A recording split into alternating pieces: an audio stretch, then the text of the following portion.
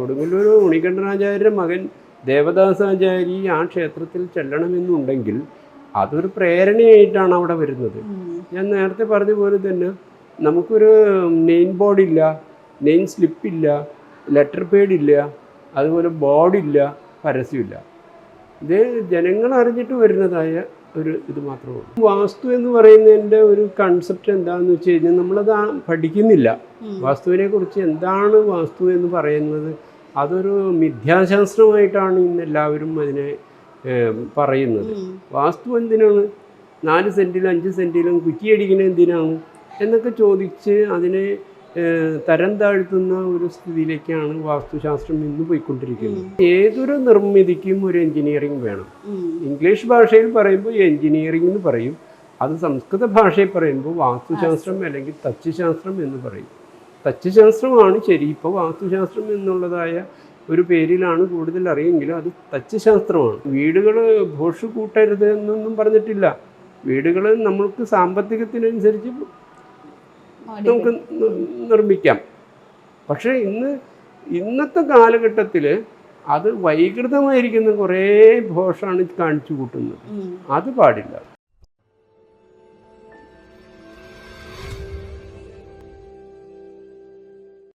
മുന്നൂറ്റമ്പതോളം ക്ഷേത്രങ്ങൾ നിർമ്മിച്ച് പെരുന്തച്ചൻ പുരസ്കാരം നേടിയ ദേവദാസ് ആചാര്യാണ് ഇന്ന് നമ്മുടെ ഒപ്പം ഉള്ളത്. നമസ്കാരം. നമസ്തേ. അപ്പോൾ നമ്മൾ 350ഓളം ക്ഷേത്രങ്ങളും പിന്നെ വീടിൻ്റെ കൺസ്ട്രക്ഷൻ അതെല്ലാം ചെയ്തു വരുന്ന ഉണ്ടല്ലോ. അപ്പോൾ ഇതുവരെയുള്ള യാത്രയെ പറ്റി പറയാമോ? ഞാനെൻ്റെ 18ാമത്തെ വയസ്സ് തുടങ്ങിയാണ് ഈ ഫീൽഡിലേക്ക് വരുന്നത്. എൻ്റെ അച്ഛൻ ഉണികണ്ഠനാചാരി, അദ്ദേഹത്തിൽ നിന്നാണ് ജ്യോതിഷവും വാസ്തുവും പഠിക്കുന്നത്. ഞങ്ങൾ പരമ്പരാഗതമായിട്ട് ഈ അച്ഛനായിട്ടും അച്ഛനായിട്ടൊക്കെ ക്ഷേത്രവാസ്തുവുമായിട്ട് ബന്ധപ്പെട്ടാണ് നിൽക്കുന്നത്. അച്ഛനിൽ നിന്നാണ് ജ്യോതിഷവും വാസ്തുവും പഠിച്ചത്. കേരളത്തിൽ ഒരുപാട് ക്ഷേത്രങ്ങൾ ചെയ്യാനുള്ളതായ അവസരങ്ങൾ ഉണ്ടായിട്ടുണ്ട്. അതിൽ പ്രധാനപ്പെട്ട കുറേ ക്ഷേത്രങ്ങളുണ്ട്. കോഴിക്കോട് ശ്രീകണ്ഠേശ്വര ക്ഷേത്രം, പിന്നെ ചേർത്തല കണിച്ചൂളങ്ങര ദേവീക്ഷേത്രം, ചെങ്കൽ ശിവപാർവതി ക്ഷേത്രം, പിന്നെ മുഹമ്മ ആര്യക്കര ക്ഷേത്രം, അങ്ങനെ എടുത്തു പറയാവുന്നതിൽ ഒരുപാട് ക്ഷേത്രങ്ങളുണ്ട്. ഇതെല്ലാം ഞാൻ തന്നെ ഡിസൈൻ ചെയ്യുകയും ഞാൻ തന്നെ അത് നിർമ്മിച്ചു കൊടുക്കുകയും ചെയ്തിട്ടുള്ളതായ ക്ഷേത്രങ്ങളാണ്. അതല്ലാത്ത ഒരുപാട് ക്ഷേത്രങ്ങളുണ്ട്. പ്ലാൻ ഉണ്ടാക്കി കൊടുത്തിട്ട് മറ്റ് ശില്പിമാർ ചെയ്യുന്നതായ സമ്പ്രദായത്തിലുള്ള വേറെയും ഒരുപാട് ക്ഷേത്രങ്ങളുണ്ട്. അപ്പം അങ്ങനെ നമുക്ക് ഒരുപാട് ക്ഷേത്രങ്ങൾ അച്ഛനായിട്ടും എനിക്കും ഞാനായിട്ടും ഇതുവരെയും ചെയ്തു പോരുന്നു. എൻ്റെ ജീവിതത്തിൽ 35 വർഷമായിട്ട് ഇതിൻ്റെ അകത്ത് തന്നെ ഈ ഫീൽഡിൽ തന്നെയാണ് നിൽക്കുന്നത്. അപ്പോൾ ഈ ഇപ്പോൾ ചെങ്കൽ ക്ഷേത്രം, ശിവലിംഗം എന്നൊക്കെ പറഞ്ഞല്ലോ തിരുവനന്തപുരത്തെ, പിന്നെ വേറെ കുറേ ക്ഷേത്രങ്ങൾ പണിതു എന്നെല്ലാം പറഞ്ഞല്ലോ. അപ്പോൾ ഈ ഒരു ഡിസൈൻ ചെയ്യുമ്പോൾ അല്ലെങ്കിൽ ഒരു കൺസ്ട്രക്ഷൻ ചെയ്യുമ്പോൾ ഏറ്റവും വലുതായിട്ടുണ്ടായ ഒരു ചാലഞ്ച് എന്താണ്? കാരണം ഇപ്പോൾ ഈ ചെങ്കലിൽ ശിവലിംഗമൊക്കെ ഭയങ്കര ഉയരം കൂടിയതാന്നൊക്കെ പറഞ്ഞായിരുന്നല്ലോ. അപ്പോൾ ഏറ്റവും വലിയ ചാലഞ്ച് എന്തായിരുന്നു ഇത്തരത്തിലുള്ള ഡിസൈൻസ് ഒക്കെ ചെയ്യുമ്പോൾ? ഇപ്പോൾ ചെങ്കൽ ശിവപാർവതി ക്ഷേത്രത്തിൻ്റെ പൂർണ്ണ രൂപകൽപ്പന ചെയ്തത് ഞാൻ തന്നെയാണ്. അവിടെ മഹേശ്വരം സ്വാമികളാണ് അതിൻ്റെ രക്ഷാധികാരി. അദ്ദേഹത്തിൻ്റെ നിർദ്ദേശവും എൻ്റെ വാസ്തുശാസ്ത്രപരമായ കാര്യങ്ങളും എല്ലാം കൂടി ഉൾപ്പെടുത്തിയിട്ട് ആണ് ക്ഷേത്ര നിർമ്മിതി ചെയ്യുന്നത്. അത് ഉത്തമമായിരിക്കുന്ന ദ്രവ്യങ്ങളെ കൊണ്ടാണ് നിർമ്മിച്ചിരിക്കുന്നത്. അത് കരിങ്കല്ലും മരവും ചെമ്പും അങ്ങനെയൊക്കെയുള്ളതായ കാര്യങ്ങളാണ് ചെയ്തിരിക്കുന്നത്.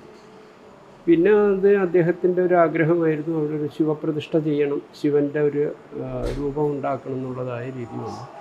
അപ്പോൾ ശിവരൂപം ഉണ്ടാക്കുമ്പോൾ ഞാനതിന് അഭിപ്രായ വ്യത്യാസം പറയുകയും അതിനനുസരിച്ചിട്ട് പിന്നെ ശിവലിംഗമായിട്ടാണ് ഉണ്ടാക്കാൻ 111 അടി ഹൈറ്റിലുള്ള ശിവലിംഗമാണ് വിഭാവന ചെയ്തത്.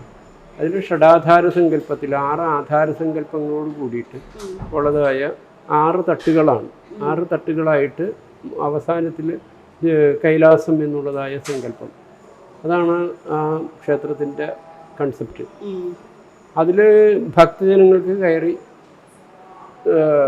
ദർശനം നടത്താനൊക്കെ ഉള്ളതായ രീതിയിലുള്ളൊരു പ്ലാനാണ് ചെയ്തിരുന്നത്. അപ്പോൾ അത് ഞാൻ പ്ലാൻ വരച്ചു കൊടുത്തു. ചെയ്തത് വേറൊരു കൺസ്ട്രക്ഷൻ കമ്പനിയാണ് ചെയ്തത്.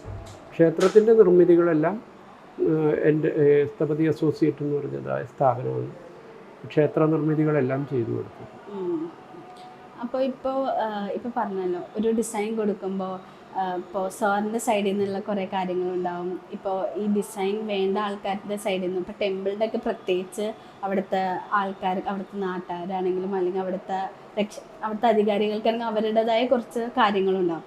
അപ്പോൾ അത് എപ്പോഴും സാറിൻ്റെ ഡിസൈനായിട്ട് വ്യത്യാസം വരാറുണ്ടോ? അതങ്ങനെയല്ല. ഇതൊക്കെ ദൈവികമായ കാര്യങ്ങളാണ്. ഇത് നമുക്ക് അങ്ങനെ ഒന്നും നമുക്ക് സൃഷ്ടിക്കാൻ പറ്റില്ല. ഇപ്പം ഞാൻ ശില്പിയാണ് അല്ലെങ്കിൽ ഞാൻ സ്ഥപതിയാണെന്ന് പറഞ്ഞു കഴിഞ്ഞാൽ എന്നിലൊരു സൃഷ്ടിയില്ല. മനസ്സിലായില്ലേ? നമ്മൾ അവിടെ ചെന്ന് നമ്മളുടെ ഇതനുസരിച്ച് ആചാരമനുസരിച്ച് അവിടെ ഒരു വിളക്ക് വെച്ച് ഒരു ഗണപതി പൂജ കഴിച്ച് നമ്മൾ ആ ഭഗവതിയെയും അല്ലെങ്കിൽ ആ ഭഗവാനെയൊക്കെ പ്രാർത്ഥിച്ചുകൊണ്ട് അവർ ആ പ്രാർത്ഥന കഴിഞ്ഞിട്ടാണ് നമ്മൾ ആ ജോലിയിലേക്ക് പ്രവേശിക്കുന്നത്. അപ്പം അങ്ങനെ ചെയ്യുമ്പോൾ ആ ഒരു ഉൾപ്രേരണ ആ സംപ്രേര്യമാണത്വം എന്നുള്ളതായൊരവസ്ഥയുണ്ട്. ആ പ്രേരണ ഈശ്വരനാണ് നമുക്ക് തരുന്നത്, അല്ലെങ്കിൽ ആ ഭഗവതിയാണ് നമുക്ക് കാട്ടിത്തരുന്നത്. ആ ഭഗവതിയാണ് നമ്മളെ കൈപിടിച്ച് വരപ്പിക്കുന്നത്. ആ ഭഗവതിയാണ് ഇതിൻ്റെ രൂപം കാണിച്ചു തരുന്നത്. അല്ലാതെ നമുക്കൊരു കഴിവുമില്ല. നമുക്ക് വരയ്ക്കുക അല്ലെങ്കിൽ അത് ചെയ്യിപ്പിക്കുക എന്നുള്ളതായ ഒരു ഇത് മാത്രമേ ഉള്ളൂ. അപ്പോൾ ക്ഷേത്ര ഭാരവാഹികൾക്ക് ചിലപ്പോൾ ആശയങ്ങളുണ്ടാവും, എനിക്കും ആശയങ്ങളുണ്ടാവും. പക്ഷേ ഇതൊന്നും ആയിരിക്കില്ല അവിടെ നമ്മൾ ഭഗവാന്റെ മുമ്പിലോ അല്ലെങ്കിൽ ഭഗവതിയുടെ മുമ്പിലോ ചെന്നാൽ നമുക്ക് കിട്ടുന്ന ഇതൊന്നും അല്ല. വേറൊരു രൂപമായിരിക്കും ഭഗവതി നമുക്ക് കാണിച്ചു തരുന്നത്.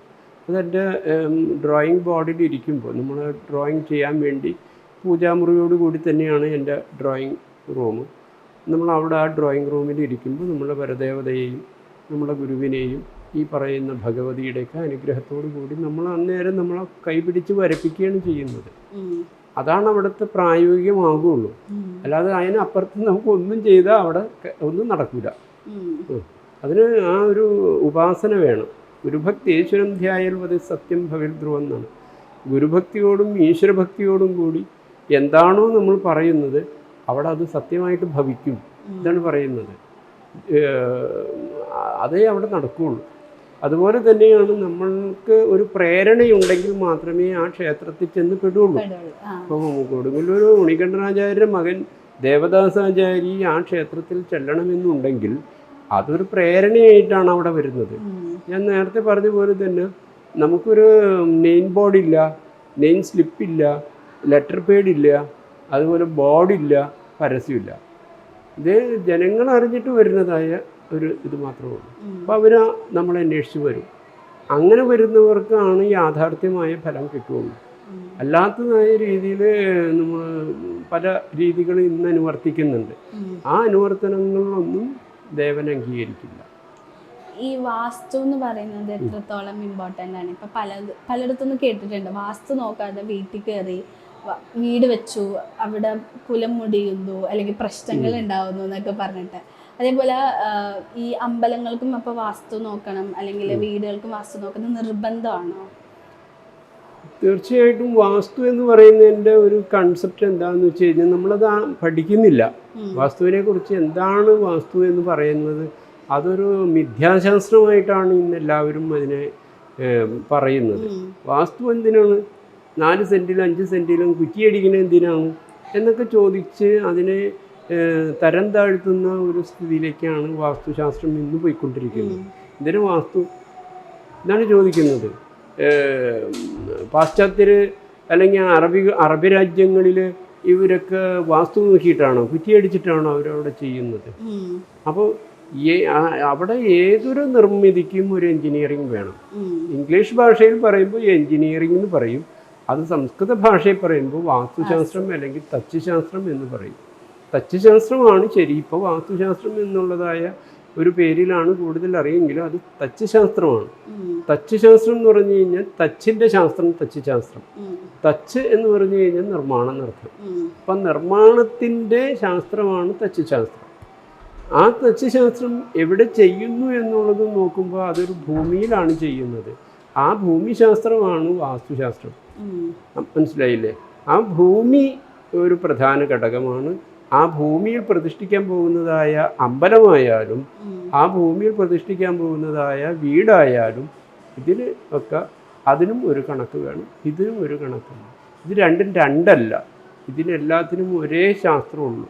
ഗൃഹവാസ്തു എന്നും ക്ഷേത്രവാസ്തു എന്നും പറഞ്ഞു കേട്ട് ഒരു വേർതിരിവും നമുക്ക് ഈ ശാസ്ത്രത്തിൽ കാണാനില്ല. ഇത് രണ്ടും ഒന്നാണ്. ദേവാദീനാം നരാണാം ച യേഷു രമ്യതയാ ചിരം മനാംസജ പ്രസീദന്തി പ്രാസാദസ്തേന കീർത്തിയത് എന്നാണ്. ദേവന്മാരുടെ ഗൃഹത്തിനും മനുഷ്യന്മാരുടെ ഗൃഹത്തിനും പ്രാസാദം എന്നാണ് പറയുന്നത്. പ്രാസാദം എന്ന് പറഞ്ഞു കഴിഞ്ഞാൽ പ്രസാദത്തെ തരുന്നത് ഏതോ അത് പ്രാസാദം. പ്രസാദം എന്ന് പറഞ്ഞു കഴിഞ്ഞാൽ സന്തോഷം. സന്തോഷത്തെ തരുന്ന ഇടം എവിടെയുണ്ടോ അത് ഇതിനെയാണ് പ്രാസാദം എന്ന് പറയുന്നത്. അത് അമ്പലമായാലും വീടായാലും പ്രസാദം തരുന്നതായിരിക്കും. യേശു രമ്യതയാ ചിരം, അത് എക്കാലവും രമ്യമായിരിക്കണം. മനാംസജ പ്രസീദന്തി, മനസ്സിന് സന്തോഷം തരുന്നത് തന്നെയായിരിക്കണം. ഇതാണ് ക്ഷേത്രത്തിൻ്റെ ഉദ്ദേശം. അത് തന്നെയാണ് വീടിൻ്റെ കാര്യങ്ങളിൽ. ഇതാണ് യേശു രമ്യതയാ ചിരം രമ്യതയാ എന്നാണ്, എക്കാലവും രമ്യമായിരിക്കണം. മധുരമീനാക്ഷി പോലുള്ളതായ ക്ഷേത്രങ്ങൾ നിർമ്മിച്ചിട്ട് 3600 വർഷങ്ങൾക്ക് അപ്പുറം പഴക്കെത്തി. 5000 വർഷവും 6000 വർഷവും പഴക്കെത്തിയതായ ക്ഷേത്രങ്ങൾ നമ്മുടെ ഭാരതത്തിന് പുറത്തുമുണ്ട്. ഇതെല്ലാം ഭാരതീയ വാസ്തുശാസ്ത്ര അനുസരിച്ചുണ്ടാക്കിയിരിക്കുന്നതാണ്. അന്നത്തെ എൻജിനീയറിംഗ് ആണ് വാസ്തുശാസ്ത്രം. ആ വാസ്തുശാസ്ത്രം എന്ന് പറയുന്നതായ ശാസ്ത്രത്തെ നമ്മൾ പഠിച്ചുകൊണ്ട് ചെയ്യുമ്പോൾ മാത്രമേ അത് യാഥാർത്ഥ്യമാകുള്ളൂ. വാസ്തുശാസ്ത്രത്തിന് ഒരുപാട് ഗ്രന്ഥങ്ങളുണ്ട്. അതിൽ ഏറ്റവും പ്രധാനപ്പെട്ട ഗ്രന്ഥമാണ് വിശ്വകർമാവ് ഉണ്ടാക്കിയിരിക്കുന്നതായ വിശ്വകർമ്മ പ്രകാശിക എന്ന് പറയുന്ന ഗ്രന്ഥമുണ്ട്. അതുപോലെ ഒരുപാട് ഗ്രന്ഥങ്ങൾ അപരാജിത പൃച്ഛ എന്ന് പറഞ്ഞിട്ട്, അതായത് വിശ്വകർമാവും ചോദ്യവും അതിനുള്ള ഉത്തരവും കൊടുക്കുന്നതായ അപരാജിത പൃച്ഛ. അപരാജിതൻ ആണ് അവിടെ സംസാരിക്കുന്നതും അതിന് ആൻസർ കൊടുക്കുന്നതൊക്കെ. അതാണ് അപരാജിത പൃച്ഛ. ഇന്ന് ലോകത്തിലുള്ള ഏതൊരു ചോദ്യത്തിനും അപരാജിത പൃച്ഛയിൽ ഉത്തരവുണ്ട്. എത്രയോ വർഷങ്ങൾക്ക് മുമ്പേ അത് ഉണ്ടാക്കപ്പെട്ടിരിക്കുന്നതാണ്. അറിയില്ല. അപ്പൊ ഇന്നിപ്പോൾ നമ്മൾ കാണുന്നതായ കഗ്രന്ഥങ്ങളെ എന്തൊക്കെയോ ചെറിയ മലയാളത്തിലൊക്കെ ഉള്ളതായ ചില പുസ്തകങ്ങൾ വായിച്ചിട്ട് അതാണ് ശാസ്ത്രം എന്ന് പറഞ്ഞു നടക്കുന്നതായ കുറേ വാസ്തുശാസ്ത്രം കൈകാര്യം ചെയ്യുന്നതായ ആളുകളുണ്ട്. മയമതം ഇതിൻ്റെ അടിസ്ഥാന ഗ്രന്ഥമാണ്. ഇപ്പോഴത്തെ ഈ ഒരു കാലഘട്ടത്തിന് യോജിക്കുന്നതായ ഗ്രന്ഥങ്ങളിൽ ഒന്നാണ് മയമതം. മയമതം എന്ന് പറയുന്നത് മയനുണ്ടാക്കിയതാണ്.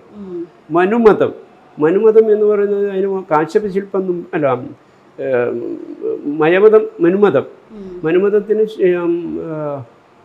മറ്റൊരു പേരും കൂടിയുണ്ട്. അപ്പോൾ ആ മയമതമായാലും മനുമതമായാലും ഇതെല്ലാം മനുവും മയനുമായിട്ട് ഉണ്ടാക്കിയിരിക്കുന്ന അതാണ് ഇന്നത്തെ ശാസ്ത്രമായിട്ട് അംഗീകരിച്ചു പോന്നിരിക്കുന്ന ഗ്രന്ഥങ്ങൾ. ഇപ്പൊ പൊതുവെ ഇപ്പോഴത്തെ കാലത്ത് മോഡേണിറ്റി കൂടുതലാണ്. മോഡേൺ ടെക്നോളജി യൂസ് ചെയ്യണം, ട്രഡീഷനിൽ കുറയ്ക്കണം എന്നൊക്കെ പറഞ്ഞിട്ട്. അപ്പോൾ സാറാണെങ്കിലും ഡിസൈൻ ചെയ്യലും കൺസ്ട്രക്ട് ചെയ്യുമ്പോൾ രണ്ടും കൂടി മിക്സ് ചെയ്തിട്ടാണ് ചെയ്യാറെന്നൊക്കെ പറഞ്ഞു. അപ്പോൾ ശരിക്കും ഈ മോഡേൺ ടെക്നോളജി കാരണം പണ്ടത്തെ കാലത്തെ ട്രഡീഷനും അതിൻ്റെ ക്വാളിറ്റിയെല്ലാം ഇപ്പോൾ ആൾക്കാർ വിട്ടുപോരുന്നുണ്ടെന്ന് തോന്നുന്നുണ്ടോ? അത് അമ്പലങ്ങളിലും അത് കാണുന്നുണ്ടെന്ന് തോന്നുന്നുണ്ടോ? തീർച്ചയായിട്ടും. നമ്മൾ ഇന്നിപ്പോൾ ചെയ്യുന്ന കൺസ്ട്രക്ഷൻ ഒന്നും ശരിയല്ല. എന്താണെന്ന് വെച്ച് കഴിഞ്ഞാൽ പുതിയ കൺസ്ട്രക്ഷനിലൊക്കെ അത് ആ ഒരു നിയമം വാസ്തുശാസ്ത്രം എന്ന് പറഞ്ഞ് ഒരുപാട് പ്രചരണങ്ങൾ വന്നിട്ടുണ്ടെന്നല്ലാതെ അതിൻ്റെ ശുദ്ധി ഇന്ന് കുറഞ്ഞുകൊണ്ടിരിക്കുകയാണ്. കാരണം നിർമ്മാണങ്ങളിൽ അവിടെ പറയുന്നത് ക്ഷേത്ര നിർമ്മാണമായാലും ഗൃഹനിർമ്മാണമായാലും പ്രകൃതിദത്തമായ വസ്തുക്കളെ കൊണ്ട് നിർമ്മാണം ചെയ്യണമെന്നാണ് പറയുന്നത്. പ്രകൃതിയിൽ നിന്ന് എടുക്കുന്ന വസ്തുക്കൾ 6 തരത്തിലുള്ളതായ മെറ്റീരിയലിനെ കുറിച്ച് പറയുന്നുണ്ട് വാസ്തുശാസ്ത്രം. ശിലേഷ്ടക സുധ ദാരു മൃത്സ്ന മൃലോഷ്ട ലോഹകാഹ ഏതേ വിമാനകരണേ ദ്രവ്യത്വേന നിരൂപിതാഹാണ്. അപ്പോൾ വിമാനകരണത്തിങ്കിൽ, വിമാനം എന്ന് പറഞ്ഞു കഴിഞ്ഞാൽ വിശേഷണ മാനമുള്ളത് വിമാനം. അപ്പോൾ വൈശിഷ്ട്യമായ നിർമ്മാണ ശൈലികളെ ഉൾക്കൊണ്ടുകൊണ്ട് ചെയ്യുന്നതായ ക്ഷേത്രമായാലും വീടായാലും ഇതിൽ 6 തരത്തിലുള്ളതായ മെറ്റീരിയൽ, 6 അല്ല അതിലധികം മെറ്റീരിയൽ വരും. ഇപ്പോൾ പഞ്ചലോഹങ്ങൾ വരും, ലോഹകാഹ എന്നല്ലേ പറഞ്ഞുള്ളൂ. അപ്പോൾ പഞ്ചലോഹങ്ങൾ വരുന്നുണ്ട്. ആ പഞ്ചലോഹങ്ങൾ ഇന്നിന്ന ഭാഗത്തേക്ക് ഉപയോഗിക്കണം എന്നൊക്കെ നിയമങ്ങളുണ്ട്. ഇപ്പോൾ സ്തൂപ്യാച്ഛാദനകെ സർവമിഷ്ടം കൃഷ്ണവിവർജിതം എന്നാണ്. സ്തൂപിക മുതലായ അതുപോലെ ഒന്നിനെ സംരക്ഷിക്കാൻ വേണ്ടി ഉപയോഗിക്കുന്നിടത്ത് സർവമിഷ്ടം പഞ്ചലോഹങ്ങളെല്ലാം എടുക്കാമെന്നും കൃഷ്ണവിവർജിതം എന്നാണ്. കാര്യരുമ്പ് എന്ന് പറയുന്നതായ ഇരുമ്പ് പാടില്ല. കീലശൂലാദി നിർമ്മാണി ലോഹ കൃഷ്ണ പ്രശസ്തത എന്നാണ്. കീലം എന്ന് പറഞ്ഞു കഴിഞ്ഞാൽ ആണി, ശൂലം എന്ന് പറഞ്ഞു കഴിഞ്ഞാൽ മറ്റൊന്നിനെ ബന്ധിപ്പിക്കാൻ ഉപയോഗിക്കുന്നതായ ഇതുകൾ അപ്പോൾ അങ്ങനെയുള്ളതായ ഇതുകൾക്കൊക്കെ കൃഷ്ണം എന്നാണ് പറയുന്നത്. ലോഹ കൃഷ്ണ പ്രശസ്തതയെ അതിൽ കൃഷ്ണം കാരിരുമ്പ് വളരെ പ്രധാനമാണ്. മനസ്സിലായില്ലേ? അപ്പോൾ അത് പഞ്ചലോഹങ്ങളാണെങ്കിൽ തന്നെ ഇന്ന ഭാഗത്തേക്ക് ഉപയോഗിക്കാൻ പാടുള്ളൂ എന്നൊക്കെ വളരെ നിഷ്കർഷ പറയുന്നുണ്ട്. അതുപോലെ ശിലേഷ്ഠക, ശില കൊണ്ടുള്ള ഇഷ്ടിക, സുധ എന്ന് പറഞ്ഞു കഴിഞ്ഞാൽ ചുണ്ണാമ്പ് കല്ല്, അതിൻ്റെ ഒരു വകഭേദമാണ് നമുക്ക് ഇന്ന് കിട്ടുന്നതായ ഇവിടെ കിട്ടുന്നതായ ചെങ്കല്ലെന്ന് പറയുന്നത്. മനസ്സിലായില്ലേ? ദാരു മരങ്ങൾ, അതിൽ ഉത്തമ മരങ്ങളും മധ്യമ മരങ്ങളും അധമ മരങ്ങളൊക്കെ ഉണ്ട്. അതൊക്കെ വിവരിക്കാൻ ഒരുപാടുണ്ട്. മൃത്സ്നം എന്ന് പറഞ്ഞു കഴിഞ്ഞാൽ മണ്ണ് കൊണ്ട് ഉണ്ടാക്കുന്നതായ ഇഷ്ടിക. പണ്ട് കാലത്ത് മണ്ണിഷ്ടിക എന്ന് പറഞ്ഞിട്ട് പശ ചേർത്തിട്ട് ഉണ്ടാക്കുന്നതാണ് മണ്ണിഷ്ടിക. മൃളോഷ്ടം എന്ന് പറഞ്ഞു കഴിഞ്ഞാൽ മണ്ണ് ഇഷ്ടിക തന്നെ ചുട്ടെടുക്കുന്നത്, അതായത് സാധാരണ ഇഷ്ടിക. ലോഹങ്ങൾ, ഇത്രയും സാധനങ്ങളാണ് ഒരു നിർമ്മാണത്തിന് നമ്മൾ എടുക്കേണ്ടത്. അപ്പോൾ പ്രകൃതിയിൽ നിന്ന് എടുക്കുന്ന സാധനങ്ങൾ പ്രകൃതി ഉള്ളിടത്തോളം നിൽക്കും. അല്ല നമ്മൾ കൃത്രിമമായിരിക്കുന്ന സാധനങ്ങളെ കൊണ്ടാണെങ്കിൽ അതിനൊരു ആയുസ് നിശ്ചയിച്ചിട്ടുണ്ട്. ഇപ്പോൾ കോൺക്രീറ്റിൻ്റെ നിർമ്മാണത്തിന് അവർ നിശ്ചയിച്ചിരിക്കുന്ന ഒരു സമയം എന്ന് പറയുന്നത് 100 വർഷമാണ്. ഇപ്പോൾ ടെക്നോളജി കുറേ മാറിയിട്ടുണ്ട്, കുറേ കൂടി അത് 100 കൂട്ടിയെടുക്കാൻ പറ്റിയിട്ടുണ്ടാവുമായിരിക്കും. പക്ഷേ അതിനൊരു സമയമുണ്ട്. ഇത് ഈ മധുര മീനാക്ഷിയൊക്കെ ചെയ്തത് 3600 വർഷം എന്ന് പറയുമ്പോൾ അതിൻ്റെ ആ ക്വാളിറ്റി, അതാണ് അതിൻ്റെ പ്രത്യേകത. അപ്പോൾ അതൊന്നും ആരും ശ്രദ്ധിക്കുന്നില്ല. ഇന്നിപ്പോൾ നിർമ്മാണങ്ങൾ ചോദിച്ച ചോദ്യത്തിനുള്ളൊരു ഉത്തരം എന്ന് പറഞ്ഞു കഴിഞ്ഞാൽ ഇന്നിപ്പോൾ നിർമ്മാണങ്ങളിൽ പല വസ്തുക്കളെ കൊണ്ടും പലതും ഉണ്ടാക്കുന്ന ഒരു വൈകൃത ശില്പങ്ങളായി മാറിയിരിക്കുകയാണ്. ഒരു ഗൃഹം എന്തിനുണ്ടാക്കുന്നത്? എന്തിനാ ഗൃഹം? അതല്ലേ അവിടുത്തെ ചോദ്യം. എന്തിനാണ് വീട്? എന്തിനാണ് വീടിൻ്റെ ഉള്ളിൽ കിടപ്പുമുറി പറയുന്നത്? ഇതൊക്കെയാണല്ലോ നമ്മൾ അന്വേഷിക്കേണ്ടത്. അപ്പോൾ വീട് എന്ന് പറഞ്ഞു കഴിഞ്ഞാൽ നമുക്ക് എത്രയോ വലിയ നല്ല റിസോർട്ടുകളിൽ ചെന്ന് നമ്മൾ താമസിച്ചാലും നമ്മൾ 4-5 ദിവസം താമസിക്കും. ഗൃഹം എന്ന് പറയുന്നത് നമ്മുടെ ആയുസ്, ഈശ്വരൻ എത്ര ആയുസ് തന്നു ആ ആയുസ് വരെയും അവിടെ കിടക്കാൻ വേണ്ടിയിട്ടാണ് ഗൃഹം ഉണ്ടാക്കുന്നത്. അപ്പോൾ ആ ഗൃഹം അതുപോലെ നിർമ്മാണങ്ങൾ ചെയ്യണം. നമ്മൾ പൈസ നോക്കിയിട്ടൊന്നും കാര്യമില്ല. നിർമ്മാണങ്ങൾ ചെയ്യുന്നത് ഉത്തമമായ ദ്രവ്യങ്ങളെ കൊണ്ട് ഉത്തമമായ കണക്കുകളിൽ ഒക്കെ ഉണ്ടാക്കണമെന്നാണ്. അതിൽ മാനം ഒരു പ്രധാനമാണ്, അതിൻ്റെ ഘടന ഒരു പ്രധാനം. ഇപ്പോൾ സാറ് സംസ്കൃതം സാറിന് അറിയാലോ. അപ്പോൾ ഈ സംസ്കൃതം പഠിച്ചത് എത്രത്തോളം നമ്മുടെ ഈ ആർക്കിടെക്ചർ കൺസ്ട്രക്ഷന് വേണ്ടിയിട്ട് ഹെൽപ്ഫുൾ ആയിട്ടുണ്ട്? ഈ ശാസ്ത്രം പഠിക്കണമെന്നുണ്ടെങ്കിൽ ആദ്യം പഠിക്കേണ്ടത് സംസ്കൃതമാണ്. കാരണം നമ്മൾ സംസ്കൃതം പഠിക്കണം എന്ന് പറയാൻ കാരണം നേരത്തെ ഞാൻ പറഞ്ഞ മയമതം, മാനസാരം, കാശ്യപ ശില്പം മുതലായ ഗ്രന്ഥങ്ങൾ നമുക്ക് കിട്ടാനുണ്ട്. എല്ലാത്തിൻ്റെ ടെക്സ്റ്റ് ബുക്കുകളാണുള്ളത്. ഒന്നിൻ്റെയും വ്യാഖ്യാനങ്ങൾ കിട്ടുന്നില്ല. ഹിന്ദിയിൽ വ്യാഖ്യാനങ്ങളുണ്ട്. ആ വ്യാഖ്യാനങ്ങൾ നമ്മൾ ഉദ്ദേശിക്കുന്ന വ്യാഖ്യാനങ്ങളൊന്നും ഇല്ലേ താനും. അപ്പോൾ യാഥാർത്ഥ്യമായ ഹിന്ദിയിലുള്ള വ്യാഖ്യാനങ്ങൾ വളരെ കുറവാണ്. അപ്പോൾ സംസ്കൃതം പഠിച്ച് നമ്മളതിൻ്റെ പദാനുപദ അർത്ഥങ്ങൾ മനസ്സിലാക്കിയിട്ട് അതിനെ വ്യാഖ്യാനിക്കുമ്പോൾ മാത്രമേ യാഥാർത്ഥ്യമായ അർത്ഥം അധികം കിട്ടുള്ളൂ. അതൊരു ഗുരുവിൽ കൂടി കിട്ടണം, അതല്ലെങ്കിൽ നമ്മളതൊരു ഉപാസനയിൽ കൂടി കിട്ടണം. അല്ലാതെ വാസ്തുശാസ്ത്രം പഠിക്കണം എന്നുണ്ടെങ്കിൽ സംസ്കൃതം വേണം. സംസ്കൃതം ഇല്ലാതെ വാസ്തുശാസ്ത്രം പഠിച്ചിട്ട് ഒരു കാര്യമില്ല. കാരണം ഇന്ന് കിട്ടുന്നതായ മനുഷ്യാലയ മഹാചന്ദ്രിക, ശില്പിരത്നം, ഭാഷ എന്ന് പറയുന്നതായ ഗ്രന്ഥങ്ങൾ ഇതിലൊക്കെ നാമമാത്രമായ കുറേ കാര്യങ്ങൾ എഴുതിയിട്ടുള്ളൂ. അത് ആളുകൾക്ക് കുറച്ച് ആശയവിനിമയം നടത്താൻ വേണ്ടി മാത്രമേ അതിനകത്ത് പറഞ്ഞിട്ടുള്ളൂ. ഇതിന് ബൃഹത്തായ കാര്യങ്ങൾ, അതിനേക്കാളും ബൃഹത്തായ കൺസ്ട്രക്ഷനെ കുറിച്ച് പറയുന്നത് മയമതം, മാനസാരം അങ്ങനെയൊക്കെയുള്ളതായ. കാശ്യപ ശില്പം എന്ന് പറയുന്നത് ശില്പശാസ്ത്രത്തെക്കുറിച്ചാണ്. ശില്പം ഉണ്ടാക്കുന്നത്, അനാട്ടമിക്കായിട്ടുള്ളതായ ശില്പങ്ങളൊക്കെ ഉണ്ടാക്കുന്നതിനെ കുറിച്ചൊക്കെ അതിൻ്റെ അകത്ത് പറയുന്നുണ്ട്. അതിലുപയോഗിക്കുന്ന ദ്രവ്യങ്ങളെക്കുറിച്ചൊക്കെ പറയുന്നുണ്ട്. ഇതെല്ലാം നമുക്ക് മനസ്സിലാക്കണമെങ്കിൽ സംസ്കൃതം ഉണ്ടായേ പറ്റൂ. ഞാൻ എൻ്റെ 5ാമത്തെ വയസ്സ് തുടങ്ങിയാണ് അച്ഛൻ എന്നെ ഇത് പഠിപ്പിക്കുകയാണ്. ഞങ്ങൾ എല്ലാവരെയും, വീട്ടിലുള്ള എല്ലാ പിള്ളേരെയും വാസ്തു പഠിപ്പിക്കുക, അല്ലെങ്കിൽ സംസ്കൃതം പഠിപ്പിക്കുക, ശ്രീരാമബന്ധം പഠിപ്പിക്കുക, സിദ്ധരൂപം പഠിപ്പിക്കുക. ഇതാണ് അതിൻ്റെ അടിസ്ഥാന ഗ്രന്ഥങ്ങൾ. അതായത് സിദ്ധരൂപം, ബാലപ്രബോധനം, അങ്ങനെയൊക്കെയുള്ളതായ ചെറിയ ഗ്രന്ഥങ്ങളുണ്ട്. അത് ആദ്യം പഠിപ്പിക്കും. അതിനുശേഷമാണ് നമ്മൾ പിന്നെ ഉപരിപഠനം എന്നുള്ള രീതിയിൽ നമ്മൾ സ്കൂളിൽ പഠിക്കുമ്പോൾ സംസ്കൃതമാണ് എടുത്തത്. 10ാം ക്ലാസ് വരെ സംസ്കൃതമാണ് എടുത്തിരുന്നത്.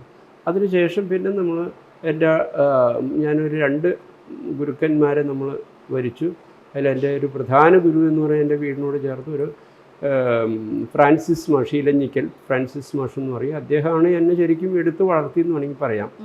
അദ്ദേഹമാണ് ഇതിൻ്റെ മേലോട്ടുള്ളതായ ഉപരിപഠനം, സംസ്കൃതത്തിൻ്റെ ഉപരിപഠനങ്ങൾ, സിദ്ധാന്ത കൗമുദി മുതലായ ഗ്രന്ഥങ്ങൾ. സിദ്ധാന്ത കൗമുദി ഞാൻ മുഴുവനും പഠിച്ചിട്ടൊന്നുമില്ല, പക്ഷേ സിദ്ധാന്ത കൗമുദിയിൽ ആവശ്യമുള്ള കുറേ കാര്യങ്ങൾ എനിക്ക് പറഞ്ഞു തരികയും മറ്റൊക്കെ ചെയ്ത് ഇലഞ്ഞിക്കൽ ഫ്രാൻസിസ് മാഷ് എന്ന് പറഞ്ഞാൽ അദ്ദേഹം ഞങ്ങൾ എന്താ പറഞ്ഞു കഴിഞ്ഞാൽ ഞങ്ങൾ ഒരു ശിഷ്യൻ ഗുരു എന്നുള്ള രീതിയിലല്ല, ഞങ്ങൾ അത്രയും സൗഹൃദത്തിലാണ് വളർന്നതും എന്നെ വളർത്തിയെടുത്തത്.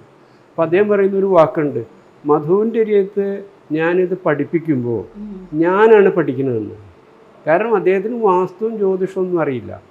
അപ്പം ഞാൻ ഈ വാസ്തുശാസ്ത്രത്തെക്കുറിച്ചും ജ്യോതിഷത്തെക്കുറിച്ചും അദ്ദേഹമായിട്ട് സംവദിക്കും. അപ്പോൾ അദ്ദേഹത്തിന് വാസ്തുവും ജ്യോതിഷവും അദ്ദേഹത്തിന് കിട്ടുകയാണ്. അപ്പം മരുമകളോട് പറയുകയാണ്, ഇത് മധുവിനായിട്ട് സംസാരിച്ചു കഴിഞ്ഞാൽ എനിക്കാണ് അറിവ് കിട്ടണമെന്ന്. മനസ്സിലായില്ലേ? അപ്പോൾ അത് അദ്ദേഹം അങ്ങനെയാണ് പറയുന്നത്. പിന്നെ ഞാൻ എൻ്റെ ഒരു പ്രൊഫസർ, ഒരു ശിവരാമേനു എന്ന് പറഞ്ഞിട്ട്, അദ്ദേഹം ജ്യോതിഷത്തിലും വാസ്തുവിലും അഗാധ പണ്ഡിതനായിരുന്നു. അദ്ദേഹത്തിൻ്റെ കൂടെ ഒരു 5 കൊല്ലം ഞാൻ പഠിച്ചിരുന്നു. വാസ്തു കൈകാര്യം ചെയ്യാനും പോയിട്ടുണ്ടായിരുന്നു. പിന്നെ അച്ഛനാണ് എനിക്ക് എല്ലാ ഉപദേശങ്ങളും തന്നത്.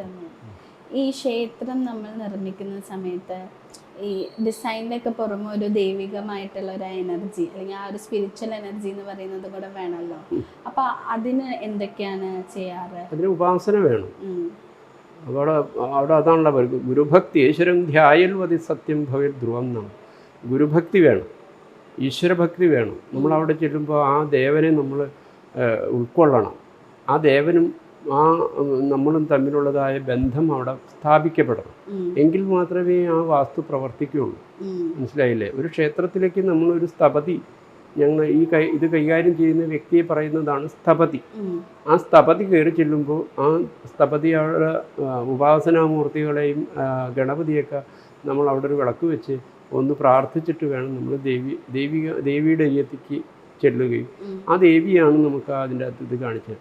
അപ്പോൾ നമുക്ക് ആ ഏതാനും ശില്പകഥിതാനി നിമിത്തഗാനി എന്ന് പറയുന്നുണ്ട്. അപ്പോൾ ശില്പകഥിതങ്ങളായിരിക്കുന്ന നിമിത്തങ്ങൾ നമുക്ക് ഭഗവതി കാണിച്ചു തരും. മനസ്സിലായില്ലേ? അപ്പോൾ അവിടെ ശ്വേത പ്രരോധ ഹസിതാനി തഥാ പ്രദാഹ.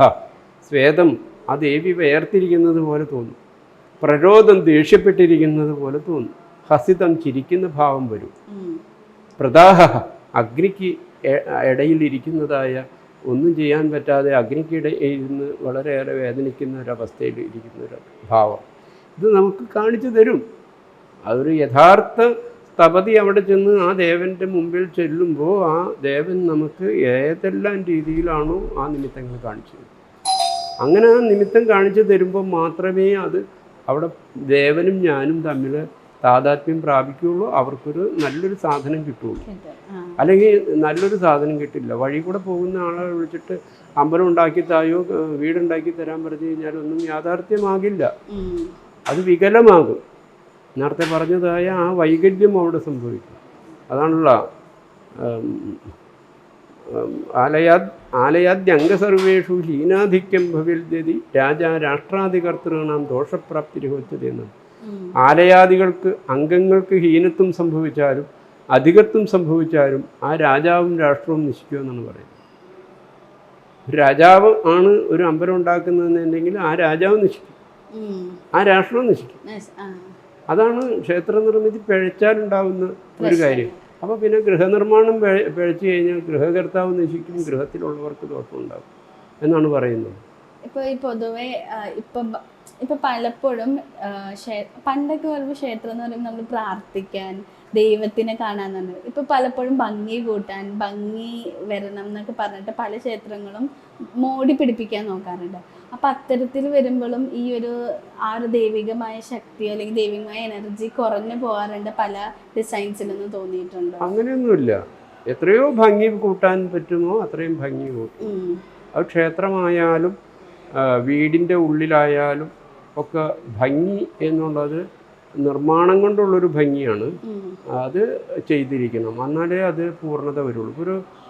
ഒരു ബെഡ്റൂം, ഒരു ശയനമുറി, അത് ശയനമുറി എങ്ങനെയായിരിക്കണം എന്നുള്ളതിനെക്കുറിച്ച് വാസ്തുശാസ്ത്രം പറയുന്നുണ്ട്. ഉം. മനസ്സിലായില്ലേ? ഉം. ആ അതാണല്ലോ മനോഹര സ്ഥലേ ശയ്യ ബലഭേദാതിവർദ്ധിനി അസങ്കോഹമിതി ജ്ഞാത്വ ശയ്യാഗേഹം മനോഹരം. എന്താണ് നിയമം പറയുന്നത്? മനസ്സിലായില്ലേ? ഉം. മനോഹര സ്ഥലേ ശയ്യ, ഒരു ശയ്യാമുറി, ഒരു ബെഡ്റൂം എന്തായിരിക്കണം? മനോഹരമായിരിക്കും. ആയിരിക്കണം. ഉം. ബലമേധാതിവർദ്ധിനി, നമുക്ക് നഷ്ടപ്പെടുന്ന 2 ഊർജ്ജമുണ്ട്. ഒരു ദിവസം നമുക്ക് നഷ്ടപ്പെടുന്ന 2 ഊർജ്ജമുണ്ട്. എന്താണ് ആ 2 ഊർജ്ജം എന്ന് വെച്ച് കഴിഞ്ഞാൽ മാനസികോർജ്ജവും ശാരീരികോർജ്ജവും, ഉം. മെൻ്റൽ പവറും ഫിസിക്കൽ പവർ. ഈ 2 പവറുകൾ നമ്മൾ രാത്രി ആകുമ്പോഴത്തേനും, നമ്മളൊരു 5 മണിയാകുമ്പോഴത്തേനും നമുക്കത് നഷ്ടപ്പെടും. പിന്നെ നമ്മൾ കിളയ്ക്കാൻ പോകുന്നവനാണെങ്കിൽ തൂമ്പയൊക്കെ കഴുകി വെച്ച് അവൻ വീട്ടിലേക്ക് പോകും. അല്ലാത്തവനാണെങ്കിൽ അതിൻ്റേതായ രീതിയിൽ അവൻ പോകും. നമ്മൾ നേരെ വീട്ടിലൊക്കെ ചെന്ന് കാറൊക്കെ ഓടിച്ച് അവിടെ വീട്ടിൽ ചെന്ന് ഒന്ന് കുളിച്ച് നമ്മൾ ബെഡ്റൂമിൽ വന്ന് ഒന്ന് ശയിച്ച് ഒന്ന് കടന്നു കഴിയുമ്പോൾ നമുക്ക് ആ 2 എനർജിയും നമുക്ക് കിട്ടുകയാണ്. അതായത് ഫിസിക്കൽ എനർജിയും നമുക്ക് കിട്ടുകയാണ്, മെൻ്റൽ പവറും നമുക്ക് കിട്ടുകയാണ്. ഈ 2 സാധനവും ഊർജവും നമുക്ക് കിട്ടുന്ന ഇടമാണ് ബെഡ്റൂം. അതുകൊണ്ട് എന്താ പറയുന്നത്? അസങ്കോഹമിതി ജ്ഞാത്വ ശയ്യാഗേഹം മനോഹരം. ഈ സത്യം നിങ്ങൾ മനസ്സിലാക്കിയിട്ട് ശയ്യാഗേഹം മനോഹരം, ശയ്യാഗൃഹത്തെ മനോഹരമാക്കി ചെയ്യണം. ഇതാണ് വാസ്തുശാസ്ത്രം അനുശാസിക്കുന്നത്. വീടുകൾ ഭോഷ് കൂട്ടരുത് എന്നൊന്നും പറഞ്ഞിട്ടില്ല. വീടുകൾ നമ്മൾക്ക് സാമ്പത്തികത്തിനനുസരിച്ച് നമുക്ക് നിർമ്മിക്കാം. പക്ഷേ ഇന്നത്തെ കാലഘട്ടത്തിൽ അത് വൈകൃതമായിരിക്കുന്ന കുറേ ഭോഷാണ് കാണിച്ചു കൂട്ടുന്നത്. അത് പാടില്ല. അതിന് നിയമമുണ്ട്. ആ നിയമങ്ങൾ അടിസ്ഥാനപ്പെടുത്തിയിട്ട് ഒരു കളർ അടിക്കുന്നതിന് വരെ നിയമമുണ്ട്. മനസ്സിലായില്ലേ?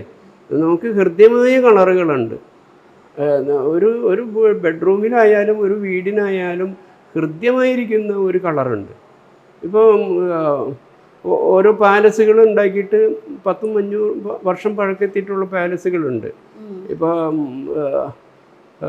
ഇവിടെ മൈസൂർ പാലസ് അതുണ്ടാക്കിയിട്ട് വർഷങ്ങളായി. പക്ഷേ ഇന്നും നമുക്ക് ആ മൈസൂർ പാലസിൽ ചെന്ന് കഴിഞ്ഞാൽ ചുമന്ന കളറും കാര്യങ്ങളൊക്കെയാണ്. പക്ഷേ അതിനോട് നമുക്ക് ഇഷ്ടക്കുറവില്ല. അവിടെ താമസിക്കുന്ന ആൾക്കാർക്കും ഇഷ്ടക്കുറവില്ല. അതാണ് അതിൻ്റെ പ്രത്യേകത. അപ്പോൾ ആ ഓരോരോ സ്ഥലത്തേക്കും അതിൻ്റേതായ കളറുകളും മറ്റൊക്കെ തിരഞ്ഞെടുക്കണം. അത് അങ്ങനെ ചെയ്യുമ്പോൾ മാത്രമേ അത് എന്നും ഹൃദ്യമാകുള്ളൂ. അതാണ് യേശു രമ്യതയാ ചിരം എന്ന് പറഞ്ഞത്. എക്കാലവും രമ്യമായിരിക്കണം, എക്കാലവും നമുക്ക് ഹൃദ്യമായിരിക്കണം. അതിനെ അങ്ങനെ ഉണ്ടാക്കുമ്പോൾ മാത്രമേ നമുക്കത് വരുള്ളൂ. ഇന്നത്തെ കൺസ്ട്രക്ഷനൊക്കെ പ്രശ്നമാണ്. ഈ ജ്യോതിഷം എത്രത്തോളം ഈ വാസ്തുവിലും ടെമ്പിൾ കൺസ്ട്രക്ഷനിലൊക്കെ വളരെ പ്രധാനപ്പെട്ടതാണ് ജ്യോതിഷം. ജ്യോതിഷമില്ലാതെ വാസ്തു നിൽക്കില്ല. വാസ്തു നിൽക്കണമെങ്കിൽ ജ്യോതിഷം വേണം. കാരണം നക്ഷത്രാധിപത്വം ജ്യോതിശാസ്ത്രാധിപി സുവിജ്ഞയെന്നാണ്.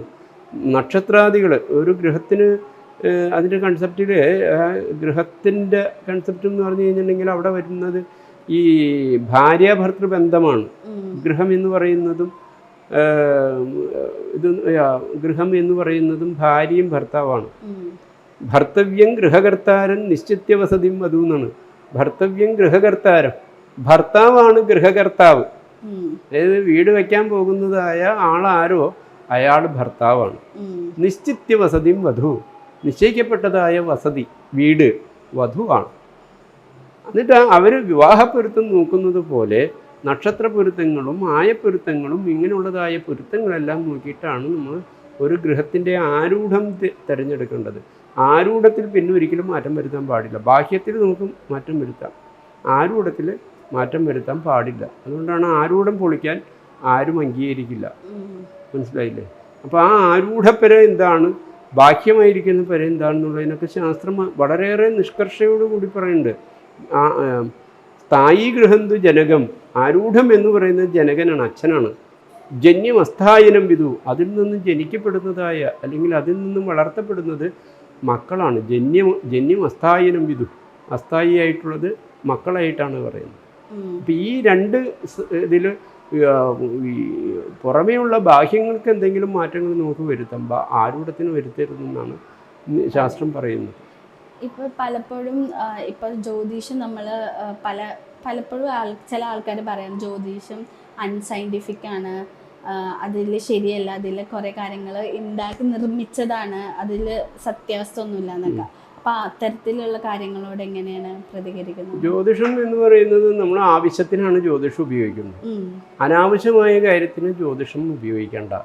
അതായത് എന്താണ് ജ്യോതിഷം എന്നുള്ളതിനെ കുറിച്ച് ചിന്തിക്കുമ്പോൾ തമസിദ്രവ്യാണി ദീപൈവ, ഇരുട്ടിൽ കിടക്കുന്നതായ ദ്രവ്യത്തെ വിളക്ക് കൊണ്ടാണ് നമ്മൾ കണ്ടെത്തുന്നത്. നമുക്ക് ജ്ഞാതമായതിനെ കാണാനായിട്ട് ജ്യോതിഷം വേണ്ട. ജ്ഞാതം എന്ന് പറയാൻ അറിയപ്പെടുന്നത്, ഈ ഇരിക്കുന്നത് കസേരയാണെന്ന് നമുക്കറിയാം, അല്ലെങ്കിൽ ഈ ഇരിക്കുന്നത് ക്യാമറയാണെന്ന് നമുക്കറിയാം. എന്നാൽ ഒരു ജ്യോതിഷ രീതിയിൽ എന്നിട്ട് നമ്മൾ ചോദിക്കുകയാണ്, ജ്യോത്സ്യർ ആ ഇരിക്കുന്ന ക്യാമറയാണോ അതല്ല അത് വേറെ എന്തെങ്കിലും ബോംബാണോ എന്നൊക്കെ ചോദിക്കാൻ നമുക്ക് പറ്റില്ല. അപ്പം അത് ജ്ഞാതമായ സാധനമാണ്. ജ്ഞാതമായ സാധനങ്ങളെ കണ്ടെത്താൻ ജ്യോതിഷത്തിൻ്റെ ആവശ്യമില്ല. അജ്ഞാതമായിരിക്കുന്ന വിഷയങ്ങളെ കണ്ടെത്താനാണ് ജ്യോതിഷം. ഈ രണ്ട് സത്യം മനസ്സിലാക്കാതെയാണ് നമ്മൾ ഓരോന്നിനും ജ്യോതിഷന്മാരെ ഇരുത്തിക്ക് പോകുന്നത്. അങ്ങനെ പോയി കഴിഞ്ഞാൽ അവർ വഞ്ചിക്കപ്പെടും. അപ്പോൾ ജ്യോതിഷം എന്ന് പറയുന്നത് സത്യമായ സാധനം തന്നെയാണ്. പക്ഷെ ജ്യോതിഷത്തെ ഉപയോഗിക്കേണ്ടതായ സന്ദർഭങ്ങളും മറ്റൊക്കെ ഉണ്ട്. നമുക്ക് സംശയം ജനിക്കുന്നതായ സമയത്താണ് ജ്യോതിഷത്തിൻ്റെ ആവശ്യമുള്ളൂ. അല്ലാത്ത സമയത്തൊന്നും ജ്യോതിഷത്തിൻ്റെ ആവശ്യമില്ല. അതുപോലെ പെരയുടെ കണക്ക് ശരിയാണോ, ഒന്ന് ജ്യോത്സ്യം വെച്ച് നോക്കാം, ഒന്ന് കവടി വെച്ച് നോക്കാം എന്ന് പറയുന്നത് തെറ്റാണ്. അവിടെ ജ്യോതിഷം അല്ല അവിടെ നോക്കേണ്ടത്, വാസ്തുവാണ് നോക്കേണ്ടത്. യഥാർത്ഥ വാസ്തുശാസ്ത്രത്തിനെ വിളിച്ച് അത് പരിശോധിക്കുമ്പോൾ അതിൻ്റെ അകത്ത് കണക്ക് ദോഷം ഉണ്ടെങ്കിൽ അത് പറയും. ദൈവികമായ എന്തെങ്കിലും ഈ സ്ഥലത്ത് എന്തെങ്കിലും ദോഷമുണ്ടോ, സർപ്പദോഷങ്ങളുണ്ടോ, അല്ലെങ്കിൽ മറ്റെന്തെങ്കിലും ദോഷവശങ്ങളുണ്ടോ, ആഗന്തുകമായിരിക്കുന്നതായ വല്ല ശത്രുദോഷങ്ങളുണ്ടോ, പ്രേതദോഷങ്ങളുണ്ടോ, ഇതൊന്നും വാസ്തുശാസ്ത്രത്തിന് പറയാൻ പറ്റില്ല. അപ്പോൾ ആ സമയത്ത് നമ്മൾ എന്താ കാണിക്കുക, വാസ്തു ജ്യോതിഷം എടുക്കും. അപ്പോൾ ജ്യോതിഷം അനുസരിച്ചിട്ട് ആ ഭൂമിയിൽ വല്ല ദോഷങ്ങൾ വന്നിട്ടുണ്ടോ, ഇത് എന്നെ സംബന്ധിച്ചായാലും എൻ്റെ അച്ഛനായാലും ഇത് രണ്ടും കൂടി കൈകാര്യം ചെയ്യും. എന്താണെന്ന് വെച്ച് കഴിഞ്ഞാൽ ജ്യോതിഷവും കൈകാര്യം ചെയ്യും, വാസ്തുവും കൈകാര്യം. വാസ്തുശാസ്ത്രപരമായ എല്ലാ കാര്യങ്ങളും നമ്മൾ പരിശോധിച്ച് നോക്കി അതിനൊരു ആൻസർ നമ്മൾ കണ്ടുവച്ചിട്ടുണ്ടാവും. അത് കഴിഞ്ഞിട്ട് പിന്നെ ഇനി അവർക്ക് ഈ സ്ഥലപരമായിട്ട് വല്ല ദോഷങ്ങളുണ്ടോ, സർപ്പദോഷങ്ങളോ വല്ല മാരണദോഷങ്ങളോ അല്ലെങ്കിൽ വല്ല ശത്രുദോഷങ്ങൾ അങ്ങനെ എന്തെങ്കിലും വല്ല കിടപ്പുണ്ടോ എന്നുള്ളതും നമ്മൾ ജ്യോതിഷപരമായിട്ട് ചിന്തിക്കും. എന്നിട്ട് അത് വെച്ചിട്ട് ഇത് രണ്ടും കൂടി സമന്വയിപ്പിച്ചിട്ട് അവർക്കൊരു നല്ലൊരു അഭിപ്രായം അവർക്ക് പറഞ്ഞു കൊടുക്കും. അവരെ നമ്മൾ ഉപദ്രവിക്കുകയല്ല വേണ്ടത്. അവർ നമ്മുടെ ഇതിലേക്ക് വരുന്നത് അവർക്ക് നല്ലൊരു അഡ്വൈസ് കിട്ടാനാണ്. അപ്പോൾ അവരെ നമ്മൾ ഏത് രീതിയിലാണോ പ്രൊട്ടക്റ്റ് ചെയ്യേണ്ടതെന്ന് വെച്ച് കഴിഞ്ഞാൽ അത് നമ്മൾ മനസ്സിലാക്കി കൊടുത്ത് അവിടെ എന്താണോ അവിടുത്തെ ദോഷം, വാസ്തുദോഷം ആണോ അതല്ല മാരണദോഷങ്ങളാണോ, ഇതൊക്കെ നമ്മൾ മനസ്സിലാക്കിയിട്ട് അവരെ കൊണ്ട് അത് ചെയ്യിപ്പിക്കണം. ഇപ്പോൾ സാർ ഇതുവരെ ചെയ്ത പ്രോജക്ട്സിൽ ഇപ്പോൾ ക്ഷേത്ര നിർമ്മാണങ്ങളിൽ ഏറ്റവും ഭയങ്കരമായിട്ട് ഡിഫിക്കൽട്ടായി തോന്നിയ ഒരു ക്ഷേത്രം ഏതായിരുന്നു നിർമ്മിക്കാൻ വേണ്ടിയിട്ട്, അല്ലെങ്കിൽ സമയം എടുത്തിട്ട് ചെയ്തൊരു ക്ഷേത്രം ഏതായിരുന്നു? ഇപ്പോൾ നമ്മൾ ചെയ്ത ക്ഷേത്രങ്ങളിൽ, മഹാക്ഷേത്രങ്ങളിൽ ഇപ്പോൾ ചെങ്കൽ ശിവപാർവതി ക്ഷേത്രം വളരെ ഭംഗിയായിട്ട് കേരളത്തിൽ അറിയപ്പെടുന്ന ഒരു ക്ഷേത്രമാണത്. അത് വളരെ നല്ല രീതിയിൽ ചെയ്ത ഒരു ക്ഷേത്രമാണ്. പിന്നെ അത് പൂർണ്ണ ക്ഷേത്രമാണ്, നമ്മളായിട്ട് തന്നെ പൂർണ്ണമായും നിർമ്മിച്ചു കൊടുത്ത ഒരു ക്ഷേത്രമാണ്. പിന്നെ ഭാഗികമായിട്ട് ചെയ്തതായിട്ടുണ്ട്, പഴയ ക്ഷേത്രത്തിൽ കൂടി എക്സ്റ്റെൻഡ് ചെയ്ത് പണിതതായ പല ക്ഷേത്രങ്ങളുണ്ട്. പിന്നെ എൻ്റെ നാട്ടിൽ ഒരു ക്ഷേത്രം പണിതിട്ടുണ്ട്. അത് വളരെ, അതായത് നെടിയതളി ക്ഷേത്രം, തളി ക്ഷേത്രങ്ങളിൽ ഒന്നാണ്. പഴയ കാലഘട്ടത്തിൽ നശിപ്പിക്കപ്പെട്ട ഒരു ക്ഷേത്രമായിരുന്നു. അപ്പോൾ അതിൽ വളരെ വലിയ ശിവലിംഗമായിരുന്നു, 5 അടി ഹൈറ്റിലുള്ള ശിവലിംഗമാണ്. ആ 5 അടി ഹൈറ്റിലുള്ള ശിവലിംഗം സംരക്ഷിച്ചുകൊണ്ട് പുതിയൊരു ക്ഷേത്രം ഉണ്ടാക്കി പ്രതിഷ്ഠ നടത്തി. അത് വളരെ കമനീയമായ രീതിയിൽ നേരത്തെ പറഞ്ഞ പോലുള്ള വസ്തുക്കൾ ഉപയോഗിച്ചാണ് ചെയ്തിരിക്കുന്നത്. അങ്ങനെ ഒരുപാട് ക്ഷേത്രങ്ങൾ എടുത്ത് പറയാൻ നമുക്ക് ഒരുപാട് ക്ഷേത്രങ്ങളുണ്ട്, പറയുകയാണെങ്കിൽ ഒരുപാട് എടുത്ത് പറയാം. ഇപ്പോൾ പറഞ്ഞല്ലോ, ഒരു ഓൾറെഡി ഉള്ളൊരു സാധനം നമ്മൾ പ്രൊട്ടക്ട് ചെയ്തത് അതിൽ നിന്ന് നമ്മൾ പുതിയത് ഉണ്ടാക്കുന്നു, റിനോവേഷൻ എന്ന് പറയുന്നത്. അതിപ്പോൾ മിക്ക സ്ഥലത്തും ഭയങ്കര കൂടുതലാണ് നമ്മുടെ ഇവിടെ ചുറ്റും. അപ്പോൾ ഈ റിനോവേറ്റ് ചെയ്യുന്ന സമയത്ത് ഇപ്പോൾ അമ്പലങ്ങളാണെങ്കിലും വീടുകളാണെങ്കിലും ആ പഴയ ഒരു പ്രതിഭ നിലനിർത്തിക്കൊണ്ട് വേണം പുതിയത് ഉണ്ടാക്കാന്ന് പല ആൾക്കാരും ഉണ്ടാകും. അത് ഭയങ്കര പാടായിട്ട് തോന്നിയിട്ടുണ്ടോ?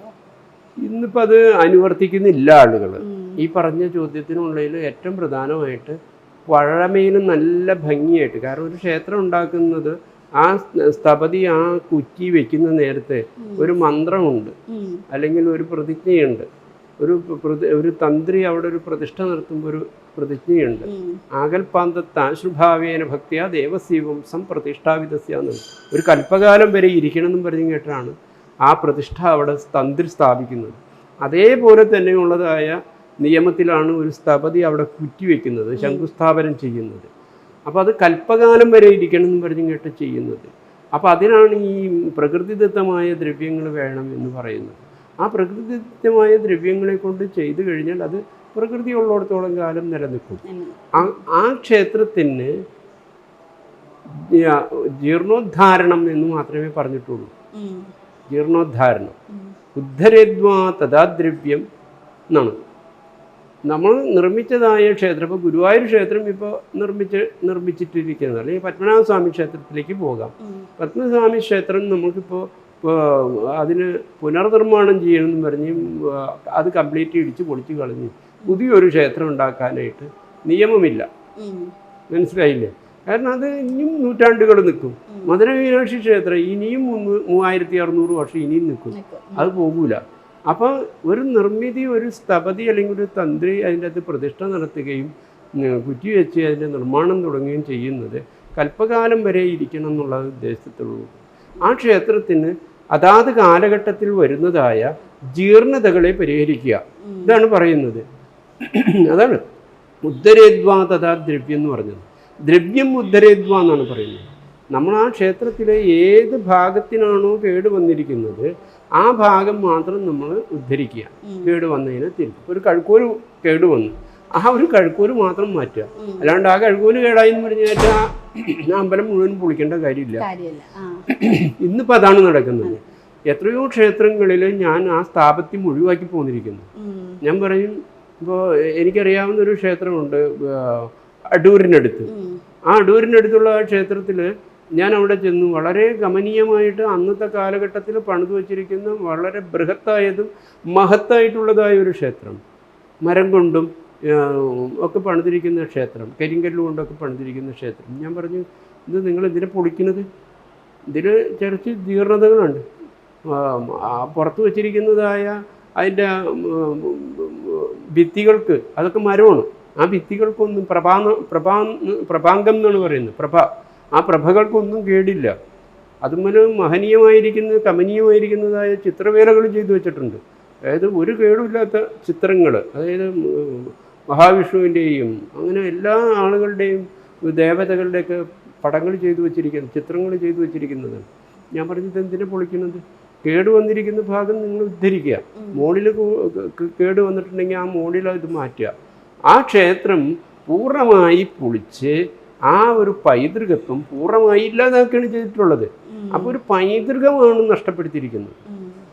ആ ദേവന് പൈതൃകം നഷ്ടപ്പെടുത്താൻ ആ ദേവൻ ആഗ്രഹിക്കുന്നില്ല. മനുഷ്യനാണ് ഈ പൈതൃകം വേണ്ട എന്ന് ഉദ്ദേശിക്കുന്ന മനുഷ്യനാണ്. അപ്പോൾ അത്രയും ജീർണത നമ്മളുടെ ഈ വാസ്തുശാസ്ത്രത്തിലും മറ്റുമൊക്കെ വന്നു കഴിഞ്ഞു. അത് ഒരിക്കലും അനുവദനീയമായ കാര്യമല്ല. നമ്മൾ എത്ര കണ്ട് പഴക്കം ചെല്ലുന്നു അത്രത്തോളം ആ ചൈതന്യവും അതിൻ്റെ പ്രൗഢിയും നിലനിൽക്കുകയുള്ളൂ. അതിനെ നമ്മൾ സംരക്ഷിക്കുകയാണ് വേണ്ടത്, അല്ലാതെ പൊളിച്ചു കളയല്ല വേണ്ടത്. അതിനോട് ഞാൻ പൂർണ്ണമായും എതിർപ്പാണ്.